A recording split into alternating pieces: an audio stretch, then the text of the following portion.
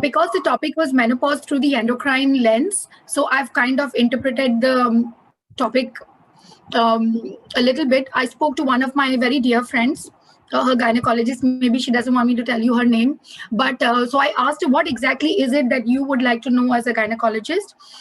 And also the problems which I face in my menopausal women sometimes who I see, and then I'll take it from there. So the first thing that I want to put out there and just publicly acknowledge is that there's very limited training in menopause management in endocrinology as well as gynecology. All the management of menopause I've learned has been after I finished my DM training. I've come out into clinical practice and then reading, updating my knowledge, and that's how I've improved my knowledge of menopause. I also talk about gynecology also. The reason being that recently we conducted a focus group discussion, and Shaliga knows about this, where one of the doctors actually spoke of how very little focus is on menopause during MD gynecology training. And that is why often people are not very confident about approaching menopause. Yes, the local vulvovaginal atrophy, those local things, it's easy to manage, but otherwise it's a challenge not only for endocrinologists, but for gynecologists as well. So this is how I'm going to talk about my slide in 3 different sections. So the first section is common endocrine conditions intersecting with menopause. We'll talk about the current state of evidence and recommendations for, I'm sorry, Dr. Gandhi, I should have made it MHT, menopausal hormonal therapy. And also, this was the request of my friend, that also tell us medications which we can give without thinking so much about screening for breast cancer, cardiovascular disease, but which are effective in women who are going through the menopausal change. So I'm quickly going to do a case-based discussion. So the first is a 47-year-old lady who visits you for irregular periods. And often irregular periods, the ladies come to me as well, but if they come to a gynecologist. And this woman complains of severe muscle pains, joint pains, and muscle weakness.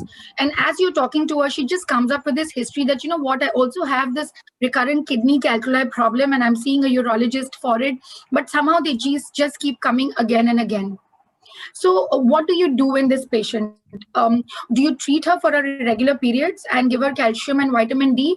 Or is there something else that you would like to do for this patient? Would anybody like to take the question? That is there anything else that would cross your mind in a woman who is in the perimenopausal age range? She has severe muscle pains and joint pains, and she incidentally talks about kidney stones. So if anybody wants to attempt it, they could just unmute their mic. But Dr. Sangeeta Srivastav is here. So she recently referred me a patient like this. Yeah, ma'am. We would like to check her calcium, vitamin D levels. Excellent, ma'am. Thank you very much for talking about this. So yes, one of the conditions that you have to think about. So see, vitamin D, ma'am, we all think about, because, and it's almost ubiquitous that the family physician, the GP, the general physician, the endocrinologist, everybody's writing these patients vitamin D. But if there is a history of renal calculi along with muscle pain and weakness, then yes, we should consider hyperparathyroidism, where basically the body produces extra PTH, leading to high calcium levels. The other sequelae can be a lot of bone pains, fractures, and in very severe cases, can have cardiomyopathy, depression, brown tumors, and severe osteoporosis. I just got a perimenopausal woman who has medullary nephrocalcinosis, several non-obstructing renal calculi, and she has primary hyperparathyroidism. And one Dr. Srivastav has recently referred, who also seems to fit the bill. Now, the reason I put this slide is just to highlight that more than 80% of the patients in Western countries are asymptomatic. And a simple serum calcium, like Dr. Gude said, is an extremely easy and simple way to make sure that you're not putting calcium and vitamin D unnecessarily for patients who already have a high calcium level. Just do a simple serum calcium level. If it's high, then please refer to an endocrinologist. It's a very simple surgery. It's curative, and the patient's aches, pains, everything will go away, and the osteoporosis will also reverse. And as Dr. Gandhi was saying, that from the age of menopause, there's a rapid downhill in the bone mineral density. And if we are able to arrest hyperpara at this stage of a woman's life, then you really will prevent fractures in future. The second case is a 48-year-old lady. She has heavy bleeding during menses since the past 1 year. It's an erratic cycle. Kabhi 2 mahine mein aata hai, kabhi 15 din mein aata hai. Her TSH is 6.7. She doesn't have a goiter. She doesn't have a family history of thyroid disease. She does complain a recent bit of weight gain, mainly in the abdominal and the hip area. Otherwise, she feels bloated and swollen. what would you do for this patient? One is, would you treat this patient with thyroid medications because obviously the high TSH is causing all the problems? Would you do a thyroid antibody test, or would you consider repeating the test after 8 weeks and then thinking about what to do? Or of course, the fourth option is you could refer to an endocrinologist to ask whether treatment is needed or not. Would anybody like to answer this?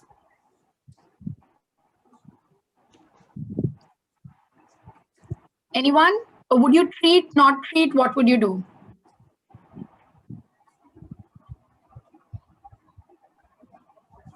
Okay, nobody wants to take this? Dr. Bharti, yes, yes, ma'am. Please. Yeah, can I? Yeah, she's a 48-year woman and she complains of menorrhagia. The first thing is to stop her bleeding, and you'd run a battery of investigations like a CBC, ESR, and her thyroid function test, as is rightly done. TSH seems to be a little higher, so definitely we would like to start thyroxine. At the same time, see her hemoglobin and rule out any other hemoglobinopathies if they are there. So yes, you will look at everything else, but would you straight away start thyroxine? Yeah, if a TSH is high, definitely I would. Okay, second question. So do you expect that by starting levothyroxine therapy, the bleeding will stop? No, we have to give her other things also. We have to give her, like I would have given her PAUSE MF, some iron and B complex also. Or if it doesn't stop with PAUSE, then I have to give her progesterone. Okay, so yeah, the gynec aspect, you guys are great. You don't need my help. Dr. Manisha? I would like to repeat after 8 weeks. Yeah, Nice. I think Yeah, of course. I would also repeat after 8 weeks, definitely. But I when would, treatment, I would not start on thyroid supplements right away. I would repeat after 8 weeks. no, it is Nice. better to get a No. I would start. Okay. So I'm going to help you with that because that's why you called me here today, right? Yeah. Okay.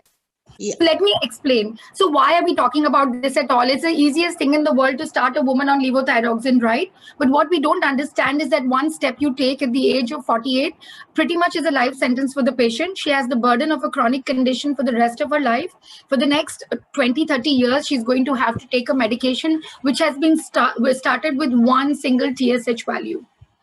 Most of the times there is no relief in the bleeding and no loss of weight at all, especially in a perimenopausal women. The reason I say this so confidently is because after they've been to all of you, when they don't lose weight, they come and eat my brains कि हमारा वजन कम नहीं हुआ, हमने thyroid का गोली तो खा लिया. So let me tell you what you can do. So this is an Indian study, which in very short I wanted to highlight. What they did is they divided patients into mild, moderate, and severe hypothyroidism. Now, mild hypothyroidism is a TSH between 5 and 10. Now, in patients with mild hypothyroidism, it's actually a hypercoagulable state. And it is very unlikely that a perimenopausal woman having bleeding, erratic bleeding with menorrhagia, sometimes oligomenorrhea, is unlikely to be because of this mild TSH elevation. Now, starting the medicine for this mild TSH elevation, which may or may not help with the bleeding, but also sentencing the person to lifelong therapy, because thyroid doesn't work that you give it for 3 months and you stop the medicine. Once you start, then the report will remain normal only if you continue the therapy. Of course, in moderate to severe hypothyroidism, TSH level more than 10, 15, 20, 100% I agree with Dr. Bharti. And yes, I would put the patient on medications. But borderline TSH values, yes, definitely repeat after 6 to 8 weeks. You may get an antibody test done. And if the report is more than 10, then I would suggest initiating treatment. If it's in the gray zone, you are safe to wait and watch. Give all the other treatment that you would give. 99% of the time, everything will come back to normal just with your treatment without adding on a thyroid medication. So only a TSH more than 10 is likely to cause excessive bleeding. TSH less than 10 is usually associated with, in fact, a hypercoagulable state and oligomenorrhea. Repeat a TSH once always before starting treatment to avoid unnecessary treatment, especially if TSH is between 5 and 10 and the T3, T4 is absolutely normal. Thank you so much for everybody participating so actively, and we want different opinions so that we can sort out what's the right way to go. So this third patient is a 52-year-old woman. She had a recent wrist fracture. She has a history of a surgical menopause at age 38. Unfortunately, both the ovaries had to go because of bad chocolate cysts, severe endometriosis. Unfortunately, she's received very intermittent, erratic hormonal therapy from the age of 38 up until about 42, where then she was told by somebody that you shouldn't take hormones, it's bad for you and it will cause problems. And because of her fear, she didn't take the medications at all. She's now come to you for vaginal discharge and itching. And what do you do for her?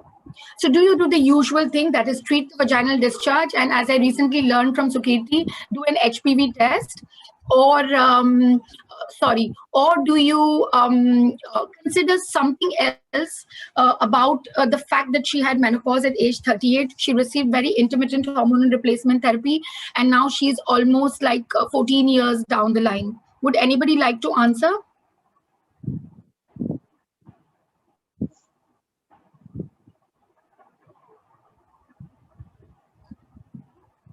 Dr. Surekha wants to answer, I think. This could be just genitourinary syndrome, because she has not taken a proper treatment, erratic treatment of hormone replacement.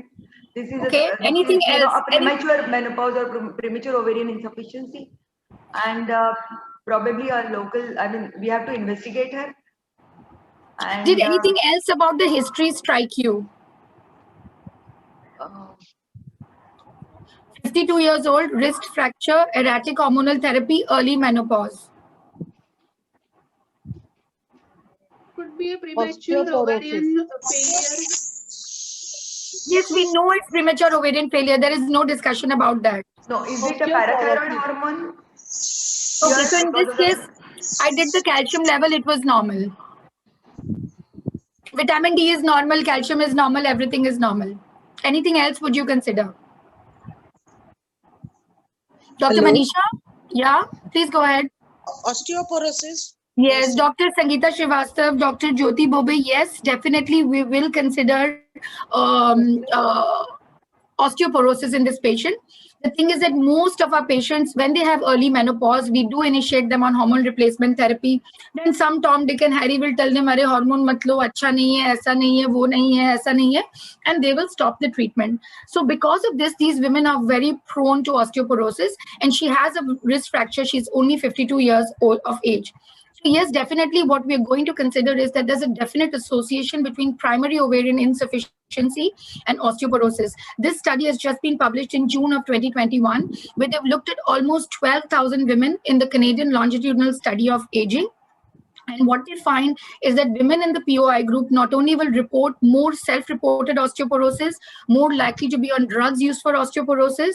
And what they found is that cigarette smoking is one which worsens the bone mineral density, while obesity and current hormone therapy use is protective and can actually prevent the osteoporosis in future. So if you have a woman who has had early menopause and she has a wrist fracture, you have to do a bone mineral density scan. You have to look for osteoporosis and treat her.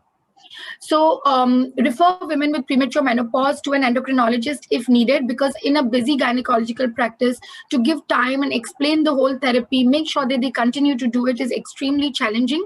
My own relative was did some cancer screening at some cancer hospital which was doing some discount, and the oncologist there told her that you shouldn't take hormone therapy because it will cause cancer. And this was a woman who had premature ovarian insufficiency at the age of 34.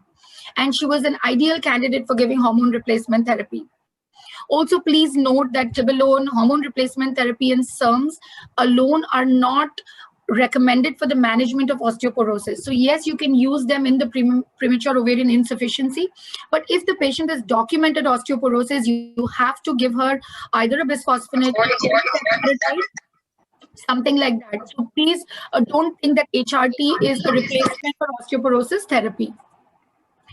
Okay, so the take home from the first part of the presentation is that think of hyperparathyroidism in women who have muscle pains, bone pains, renal calculi, or fractures. And you just need to do a simple serum calcium. If it's normal, you're safe.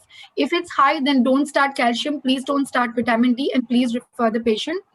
A TSH which is less than 10, especially in a perimenopausal woman, is extremely unlikely to cause menorrhagia.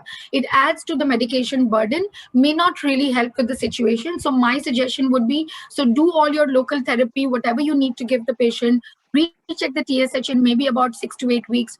If it is still less than 10, I would still recommend not starting therapy, keeping in mind that once you start therapy, this is lifelong. Last but not the least, premature menopause has to be treated, and I can't say it often enough. In busy gynecological practice, it is extremely important, difficult to ensure that this happens. And so many of my friends refer patients to me with premature menopause, and we put them on treatment. Also, think of osteoporosis in women who've had early menopause, especially if they haven't taken hormone replacement therapy properly. If they've had a fracture, please investigate, please refer, and please use appropriate therapy. So this was my first part of the presentation. Now the next three cases are all real cases of women who have come to my clinic in the perimenopausal age range. So the first was a 43-year-old woman. She's started complaining of episodes of chest discomfort, sweating, breathlessness. She would just get hot all over. Obviously nowadays everybody has a home BP machine. So when the patient is extremely distressed, they will take the BP, and the BP was 150/100.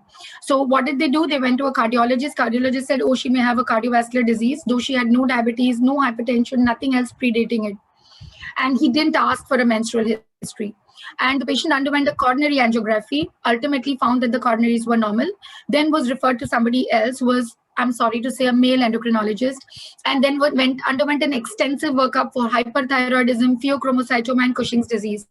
All these tests must have cost the patient close to 50,000 rupees. All it needed was a careful history taking. It was just a perimenopausal syndrome that she was having. Her menstruation was already irregular, and what she needed was treatment for the menopause. This is again a real life patient. She's my mother-in-law's friend. She'd had a recent hysterectomy with a salpingo-oophorectomy about 3 months prior to the time that she saw me. She started fighting with her family members. She couldn't sleep all night. She had severe hot flashes. And one day she calls me and tells me, I'm sitting in an auto and going to Vashi Bridge and I'm going to commit suicide. The reason I'm highlighting this is often in busy OPDs, we don't have time to listen to patients, and we just focus on the medical aspect, not understanding that menopause has much greater implications than just the vulvovaginal atrophy and genitourinary syndrome. The third patient, and I still remember this patient, I can tell you her name also. She was 52 years old and she was my regular patient for diabetes, very, very well managed, took everything perfectly, HbA1c was great. And one fine day, she just very quietly tells me, I feel really guilty because my husband wants to have intercourse, but the minute I have intercourse, I have such agonizing pain. And the worst part is that she didn't receive help from whoever she consulted. That's different. But she was feeling guilty that she wasn't able to have intercourse for her spouse and she was depriving him of intercourse. So this is 3 different patients with very severe menopausal problems which do attend our clinics. And what do we do for them? This is what we usually do. Again, this is input from my gynecology friends. So you manage the bleeding in most of the patients, do a pap smear and a mammography to make sure that there are no issues, prescribe a local estrogen cream. If there's candidiasis, you will treat that.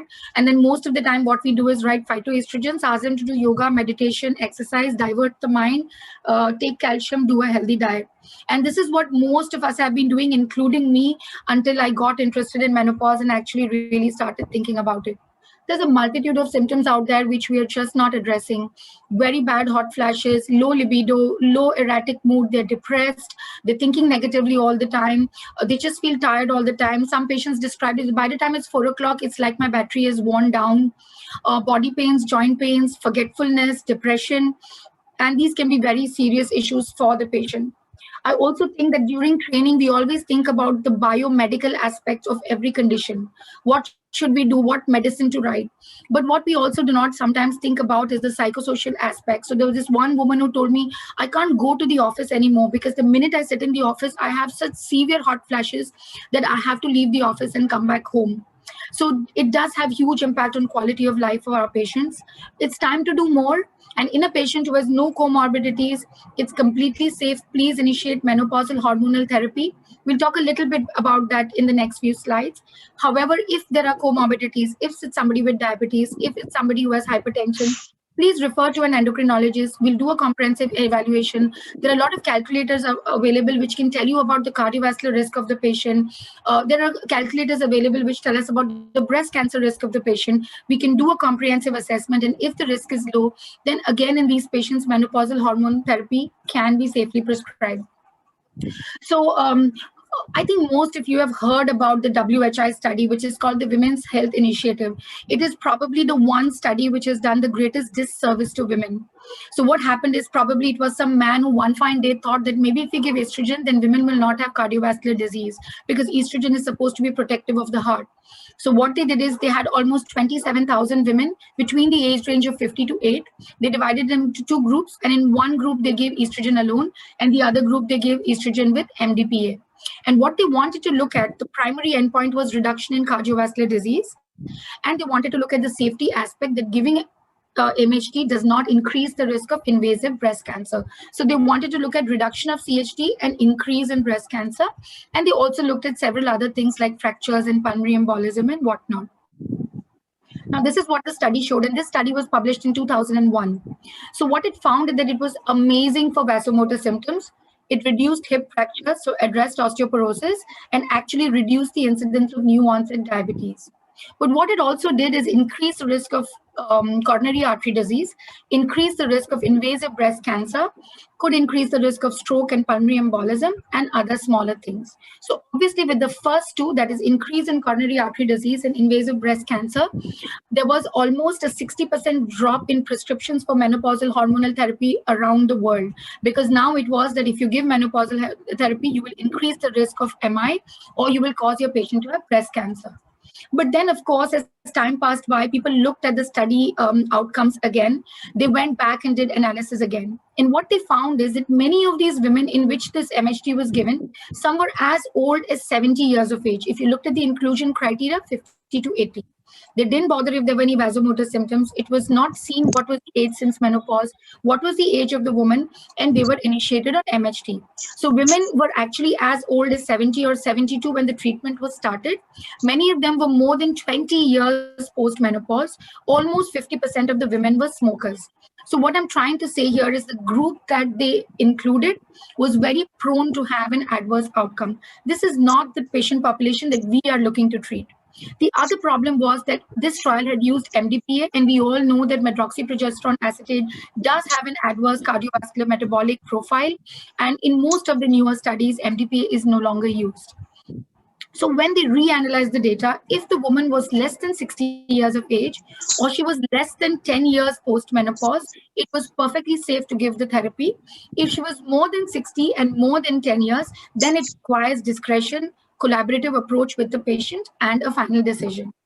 What they also did when the subgroup analysis is looked at those patients who took estrogen alone and estrogen with MDPA. And they found that in the estrogen alone arm, that means in women who didn't have a uterus and could be given estrogen alone, there was actually a reduction in the risk of invasive breast cancer as well as coronary artery disease.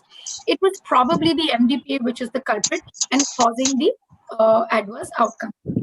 So that is why now we have better progesterones available, micronized progesterone, you can use dydrogesterone, and these can be safely used. So currently what we have is we have one particular preparation which is available, which has already done the thought process for you. I have started using for patients. I'm following them up. And just the fact that they have severe symptoms, somebody is listening to them and addressing it is a sense of great relief.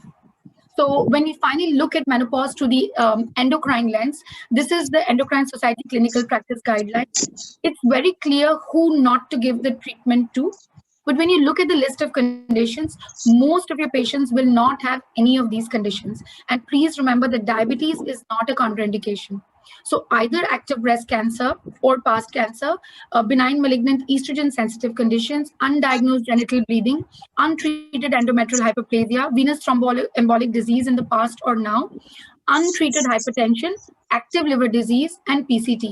These are the only absolute contraindications.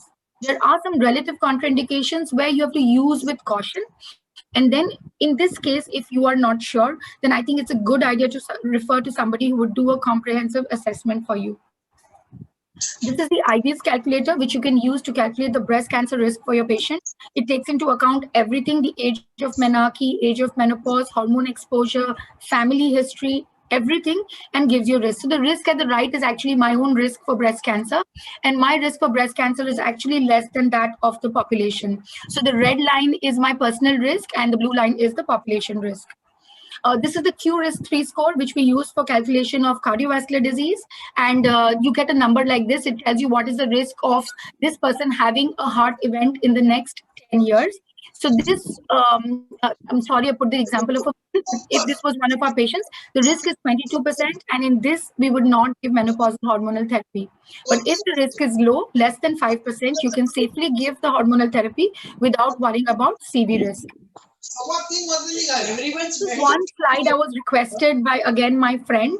So what are the non-hormonal therapies which in a busy gynecological clinic we can write without having to worry about whether the patient will do the pap smear, whether the patient will do the mammography. I don't know what the blood sugars are. The patient is not willing to go to an endocrinologist. I don't know what the blood pressure control is. She doesn't know about her family history. And there are so many other uncertain factors. So some of these non-hormonal therapies have very, very good effect in patients with severe vasomotor symptoms and should be considered. So these are the common ones we use. So pregabalin 75 milligram and gabapentin 300 milligram. This is an absolutely safe medication we freely use for patients with diabetic neuropathy, can be used. Escitalopram does wonders, reduces the hot flashes, gives good sleep.